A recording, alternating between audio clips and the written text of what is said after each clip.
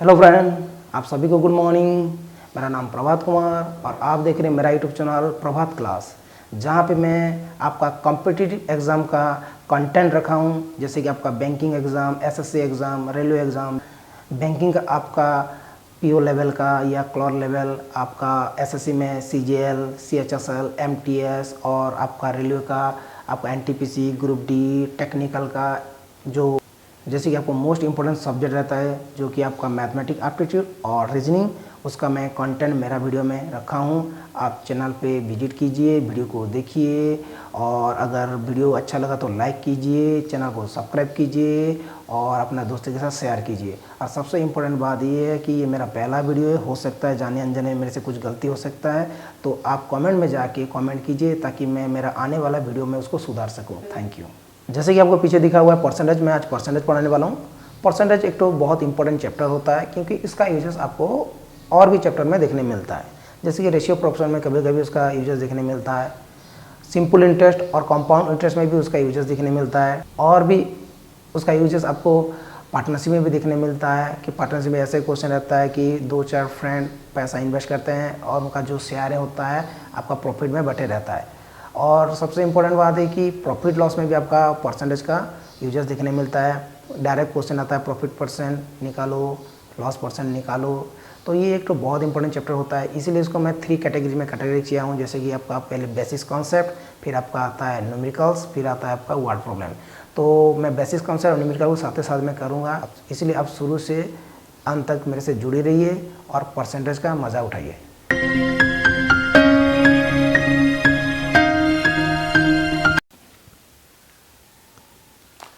चलो वीडियो शुरू करते हैं। और आज परसेंटेज पढ़ना तो है ही, तो पहले हम परसेंटेज पहले जानना चाहते हैं परसेंट क्या होता है। ये जो परसेंट होता है ये होता है आपका फॉर एवरी 100, यानी कि प्रत्येक 100 से कितना है उसको बोलते हैं परसेंट। अगर मैं उसको दूसरा वे में समझाऊं, percentage is a fraction whose denominator is 100। प्रतिशतता एक भिन्न है जिसका हर 100 यानी कि 100, यानी कि अगर कोई स्टूडेंट 70% मार्क लेके आता है तो हम कैसे लिखेंगे उसको, 70% मतलब 70/100। देखिए मैं पहले से बोल चुका हूँ परसेंटेज ये फ्रैक्शन ऑर्डर में है। देखिए और जिसका डिनोमिनेटर कितना होना चाहिए, 100। अगर 1% रहता तो आप क्या लिखते, 1/100, और x% होता तो आप लिखते x/100। अगर मैं कुछ परसेंटेज का कुछ लिखूं तो इस टाइप 4%, 4/100, आपका 8%, 8/100, 10%, 10/100, 15%, 15/100, फिर आ जाता है आपका 25%, 25/100, 40%, 40/100, और 100% आपका हो जाता है 100/100। अच्छा, एक चीज़ आप नोटिस कीजिए, ये जो मैं 100% लिखा हूँ 100/100, इसका वैल्यू कितना है, 100/100 यानी कि 1। अच्छा, एक बार फिर से आपको समझाता हूँ। ये जो 100% होता है तो 100/100 होता है वो 1 होता है। ये 100% जो 1 होता है कैसे, आप बोलोगे सर 5/5 भी 1 है, ये भी क्या 100% है, 6/6 भी 1 है, ये भी क्या 100%। चलिए आपको मैं समझाता हूँ। सपोज पकड़ ये टोकरी है, ये टोकरी में 5 आम है, ठीक है।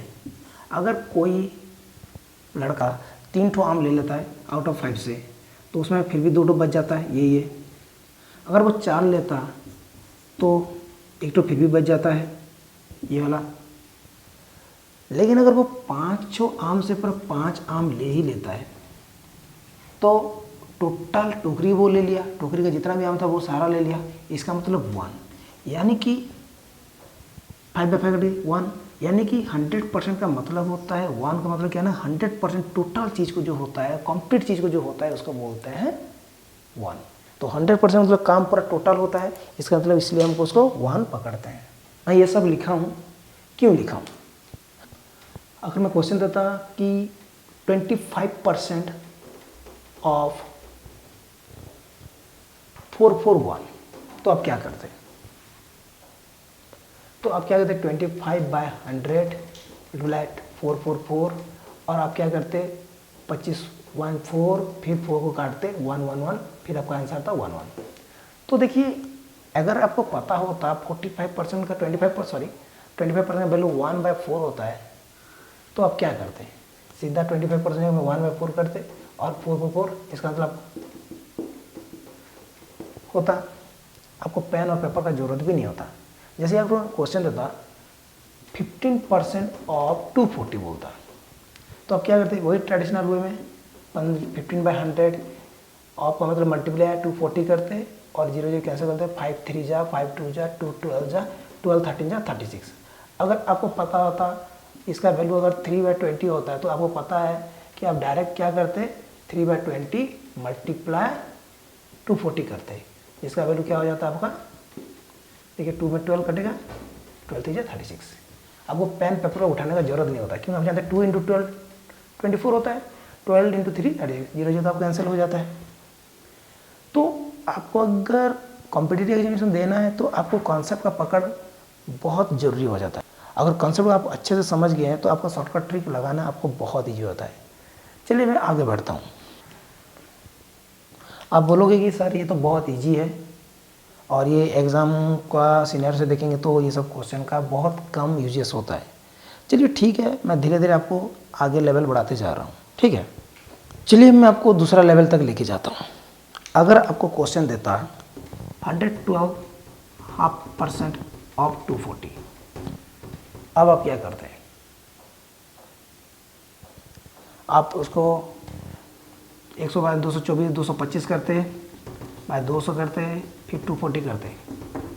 आपका टाइम बहुत टेकिंग इधर हो रहा है, और अगर कॉम्पिटिटिव एग्जामिनेशन में अगर टाइम बचा नहीं पाए तो आप एग्ज़ाम कभी क्रैक नहीं कर सकते हो। तो अगर आपको इसका पता होता, इसका वैल्यू अगर 9/8 होता, अगर पता होता तो आप जानते हैं 8 में 30 और ये 270। देखिए कुछ सेकंड में हो गया। एक्चुअली मैं इसको बताने का मतलब है कि मैं बेसिक से थोड़ा धीरे धीरे आगे जा रहा हूँ। अगर आपको क्वेश्चन देता 13/3% ऑफ 225 निकालो, तब आप क्या करते? तब आप फिर ट्रेडिशनल में 3 × 13 39 + 1 40 40/300 फिर मल्टीप्लाई 225, फिर आप इधर कटिंग करोगे, बहुत टाइम टेकिंग। अगर आपको पता होता कि 13 ऑफ 225 का मतलब होता है 2/15, तो आप क्या करते हैं? 15 में 15 15 2 = 30। अगर आपको क्वेश्चन देता 1/8% ऑफ 160, तो आप क्या करते? फिर ट्रेडिशनल वे में आपको करना पड़ता और फिर टाइम टेकिंग। अगर आपको पता होता कि इसका मतलब होता है 1/32 और आपका मतलब मल्टीप्लाई 160, तो आप जानते हैं 32 5 = 85। अगर आपको क्वेश्चन देता 1/3% ऑफ 240, तब आप क्या करते? फिर ट्रेडिशनल वे को अगर फॉलो करोगे, टाइम टेकिंग मतलब एग्जाम को आप क्रैक नहीं कर सकते हो। अगर उसको आपको पता होता इसका मतलब 1/12 होता है, तो आपका मतलब मल्टीप्लाई 240, तो आप जानते हैं सीधा 20 में करके आपका आंसर 20 आएगा। तो ऐसे ही बेसिक से मैं धीरे धीरे आगे आगे जा रहा हूँ, क्योंकि मैं बेसिक से इसलिए शुरू किया हूँ क्योंकि बेसिक से आप समझोगे नहीं तो अब आगे बढ़ भी नहीं पाओगे। इसीलिए मैं इसको लिखा हूँ, इसको आप नोट करते रहिए, और इस टाइप का मैं कुछ लिख दे रहा हूँ, और फिर हम लेवल आगे बढ़ाएंगे। आपका 1/8% 1/32, 6 2/3% 1/15, 8 1/3% 1/12, फिर आ जाता है आपका 12.5% इक्वल टू 1/8, फिर आ जाता है आपका 16 2/3% इक्वल टू 1/6, फिर आ जाता है आपका 37.5% इक्वल टू 3/8, फिर आ जाता है आपका 62.5% इक्वल टू 5/8, फिर आ जाता है आपका 66 2/3% इक्वल टू आपका आ जाता है 2/3, फिर आपका आ जाता है 87.5% आपका हो जाता है 7/8, 112.5% हो जाता है आपका 9/8।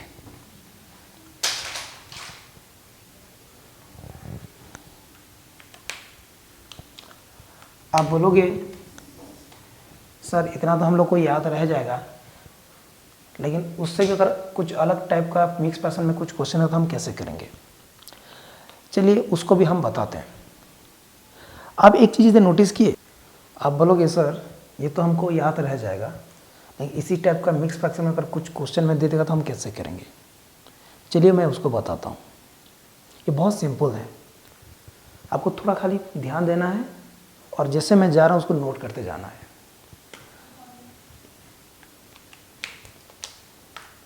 एक चीज़ आप नोटिस कीजिए, इधर 12.5% का वैल्यू कितना दिया है? 1/8, फिर 37.5% का 3/8, फिर आपका 62.5% का 5/8, और इधर 87.5% का 7/8 और 112.5% का भी 9/8 दिया है। पहले इसको मैं समझा देता हूँ, फिर ऑटोमेटिक आप इसको भी समझ जाओगे। अच्छा, 12.5% इक्वल दिया है 1/8। अच्छा, अगर मैं इधर 3 मल्टीप्लाई करूँगा तो इधर भी 3 मल्टीप्लाई करना पड़ता है, कि जानते हैं LHS RHS में अगर LHS जितना है RHS भी उतना होना चाहिए, इसलिए इक्वल टू साइन दिया हुआ है। अच्छा, 3 × 1 3/8 ये हो गया, लेकिन इसका मतलब क्या है?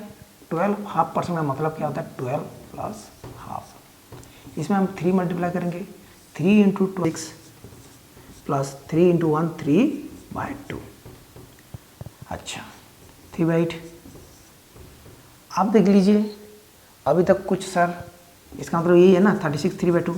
आप बोलोगे सर 3/8 तो ये हो गया, ये 3/8 का वैल्यू 37.5 होना चाहिए, ये 36 3/2 हो गया है। लेकिन हमको पता है ये फिर से हम उसको मिक्स फ्रैक्शन में कन्वर्ट कर सकते हैं, जिसका मतलब 2 1 = 2 + 1 3 3/2, ये 36 + 1 36 + 1 कितना +1 कितना हो जाता है? 37.5, इसका वैल्यू हो गया आपका 3/8। समझे? और एक बार समझाता हूँ उसको अच्छा से। जैसे आपको बोला है 12.5% का वैल्यू होता है 1/8। अगर इसमें मैं 5 मल्टीप्लाई कर दूंगा तो इधर भी 5 मल्टीप्लाई करना पड़ेगा। इसका मतलब क्या होता है? इसका वैल्यू आपको पता है 12.5 है, मल्टीप्लाई 5, आइए 5 1 = 5/8। अभी आप बोलोगे सर 5/8 का वैल्यू कितना होना चाहिए? 62.5% होना चाहिए। तो देख लीजिए 5 12 = 60 एंड 5 1 = 5/2। आपका 12 5 = 60 हो गया और 5 1 = 5/2 हो गया। अभी देखिए इसका मतलब क्या है? 65/2, लेकिन आपको क्या चलना चाहिए? इतना चाहिए, लेकिन आप जानते हैं इसका मतलब क्या है? 2 2 = 4 1 5/2 का प्लस 60 62 + ½ आपका आंसर मिला कि नहीं? क्लियर हुए कॉन्सेप्ट? तो चलिए मैं आपको, जैसे आपका सवाल था कि सर ये तो आपको हम लोग का याद रह जाएगा, बाकी अगर क्वेश्चन तरह तरह का मिक्स फ्रैक्शन देगा तो हम उसको कैसे करें।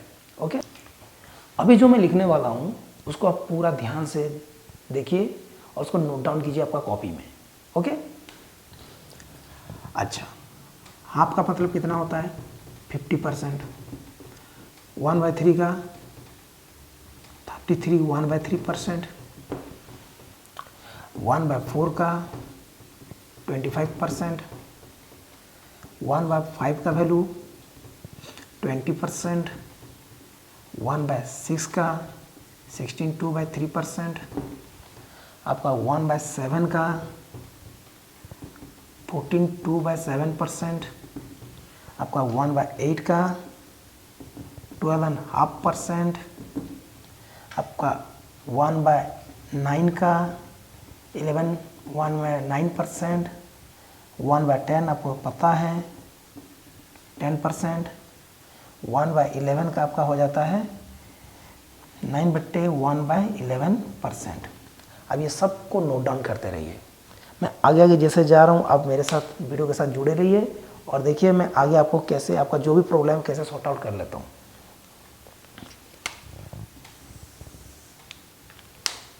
फिर आता है आपका 1/12 आपका 8/1/3%, 1/13 हो जाता है आपका 7, 9/13%, 1/14 हो जाता है आपका 7 1/7%, 1/15 हो जाता है आपका 6 2/3%, 1/16 आ जाता है आपका 6 1/4%, 1/20 हो जाता है आपका 5%, 1/24 हो जाता है आपका 4 1/6%, 1/30 हो जाता है आपका, चलिए 25 ले लेते हैं, आपका 25 हो जाता है आपका 4%, 1/30 हो जाता है आपका 3 1/3% और 1/40 हो जाता है आपका 2 1/2%।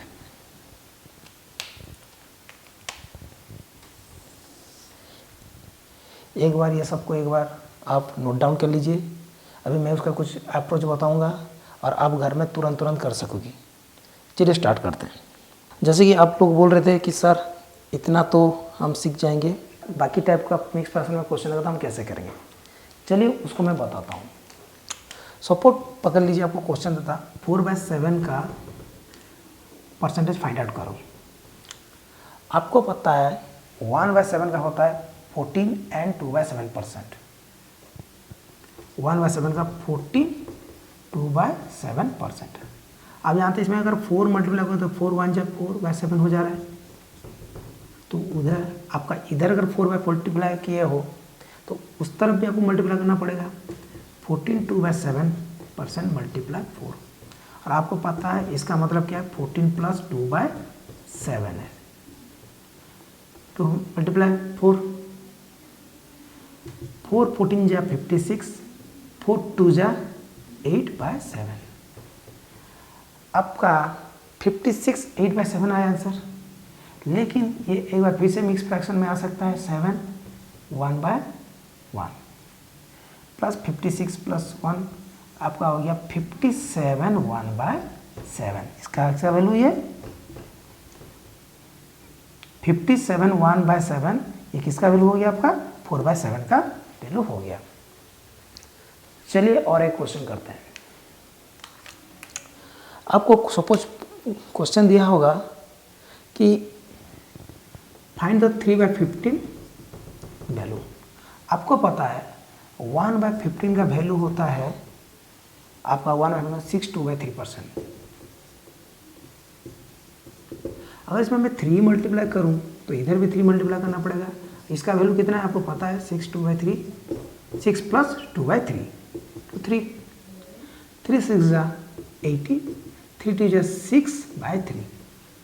आपको पता है 3/6 में कितना है 2 होता है, 18 + 2 कितना हो जाता है आपका 20%, तो 3/15 का वैल्यू कितना होता है आपका 20%। और ऐसे भी आप कर सकते हो 3 1 जा 3, 3 5 जा 1/5 का कितना होता है, जो कि मैं आपको लिख चुका हूँ 1/5 20%। क्लियर? आप ऐसे भी लिख सकते हो। चलो और एक क्वेश्चन करते हैं। सपोज आपको देता 6/13 का परसेंटेज फाइंड कीजिए। तो आपको पता है 1/13 हो गया आपका 7 9/13।